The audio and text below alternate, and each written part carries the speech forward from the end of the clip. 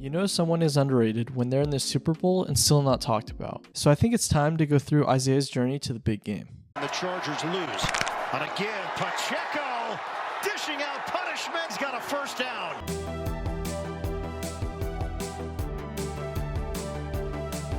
Isiah was born in Bridgeton, New Jersey back in 1999 to parents of Puerto Rican and African American descent. Growing up as the youngest of 5, Isiah was always on the move and seemed to be the center of attention no matter where he went. Funny enough, he would pester his siblings to try and go everywhere and anywhere, but in particular, he had the closest bond with his older sister Celeste. Fast forward a bit, and as he got older, Isiah was a stud at Pop Warner with the nickname Pop that he got after popping an opposing quarterback, and it seemed to stuck ever since. Good old Pop was able to do his thing with the Vineland Blitz Pop Warner team, and was able to keep that same momentum going into Vineland High, as he led the Fighting Clan to their first back-to-back winning seasons in 3 decades, with over 3,000 yards on the ground. Things seemed great on the field, but sadly Isiah's older sister Celeste passed away during his senior year, and although it was extremely difficult on Isiah, playing with the team was where he felt at home. And in such a tough time, he was still able to perform with over 220 yards and a touchdown in a 42-6 win only a few days after his sister's passing. Isiah simply said that he wanted to play and be there for the brothers on the team, which displayed a great deal of maturity for someone his age.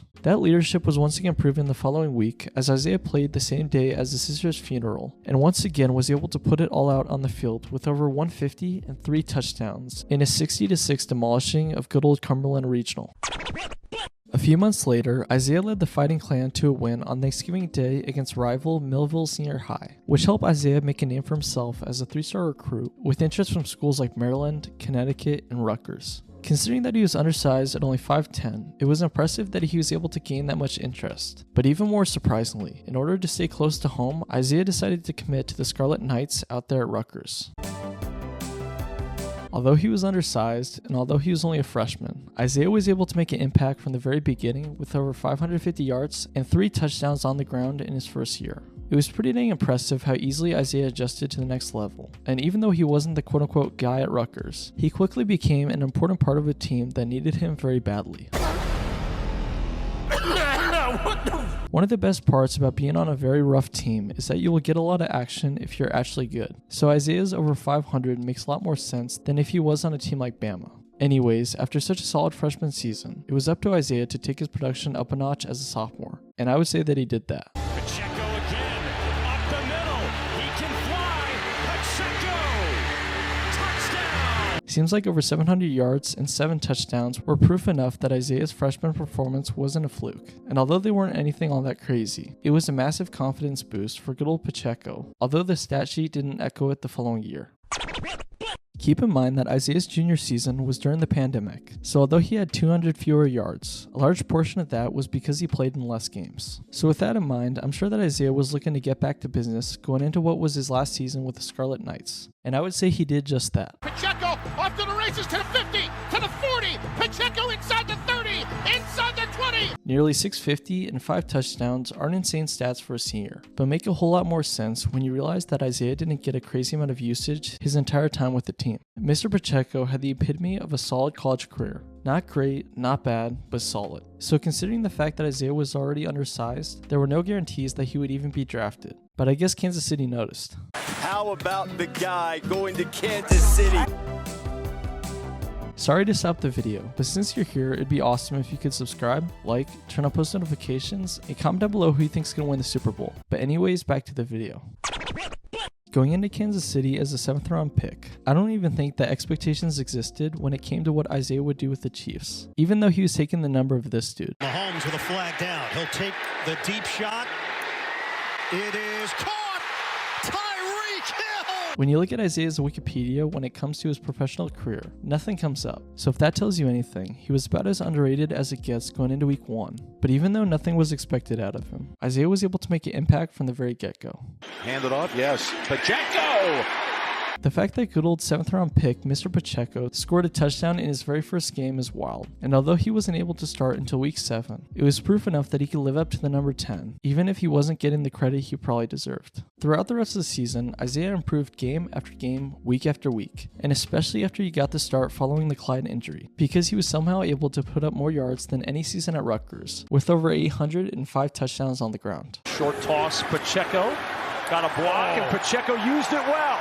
Pacheco breaking tackles. Considering the stats, I'm pretty surprised that Isiah isn't talked about nearly as much as other guys that have done much less. But hey, I guess that's what happens when you're a 7th round pick, and upon that we're super underrated out of college. Cause that's why I'm making this video in the first place. But nonetheless, Isiah did his thing in place of Clyde the Glide, and upon that became a surprisingly important part of a dominant KC team that somehow didn't miss a beat after losing Tyreek.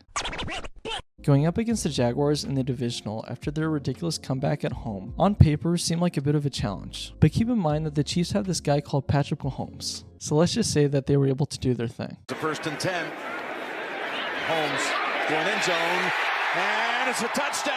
Although Isiah was in his first playoff game, and even though he didn't get a crazy amount of usage, his nearly 100 yards on only 12 carries proved that he was the real deal. Sure, his over 805 in the regular season were impressive, but the fact that Isiah showed up when it counted was huge. And so although he only had just over 25 yards rushing against Cincinnati the following week, his nearly 60 through the air proved that he could do his thing both on the ground and through the air.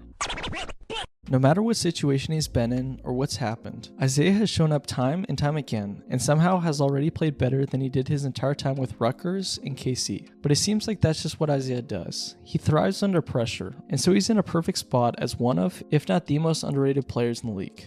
Pacheco, the ball carrier, gets into some space. Pacheco has gone from a 7th round pick that no one knows to one of the most important pieces on what could be a Super Bowl winning Chiefs team. Who would have thought? Hey, look at us. Look at us. Huh? Who would have thought? Not me. Considering how well Isiah has done in such a short amount of time, it seems like the possibilities are endless for what he could do in the future. The fact that Clyde Edwards-Helaire is coming back from injury will almost certainly limit his usage, but based on just how well good old Mr. Pacheco has done so far, I'm sure he'll get plenty of opportunities. Drive of this first half. Pacheco bouncing to the outside. Pacheco in a foot race to the sideline. Because of all the difficulties that he dealt with growing up after losing both his older brother and older sister, I know that Isiah has what it takes to make a name for himself no matter how tough the road may be. But his recent play has helped quite a bit, because let's just say that the whole 800 yards as a rookie thing will make it easier on him. Because at the very least, he and Clyde could form a very dangerous running back duo to help complement Mahomes in the air attack, which as you could guess could lead to quite a bit more Super Bowl appearances. There's Mahomes to throw. Deep shot left sideline, and it's caught. It's crazy how quickly this all happened, and I'm sure Isiah is pumped to be in the place where he is today. But trust me, there are not many out there who deserve it more than he does, and I doubt that he's going to forget that anytime soon. But anyways, with all this in mind, do you guys think that Isiah Pacheco has what it takes to be an RB1, or are he and Clyde going to form one of the best running back duos in the league? Comment down below your thoughts. Isiah Pacheco has overcome adversities of all sorts to get to the place where he is today. So Super Bowl or not, he has already done something special in my book, and it's just the beginning. There goes Pacheco. Off left tackle. There he goes! Into the end zone for a Kansas City touchdown. Thanks for watching the video. If you guys enjoyed, make sure to subscribe, like, turn on post notifications, and comment down below what stuff you want next. But anyway, see you all soon, and God bless.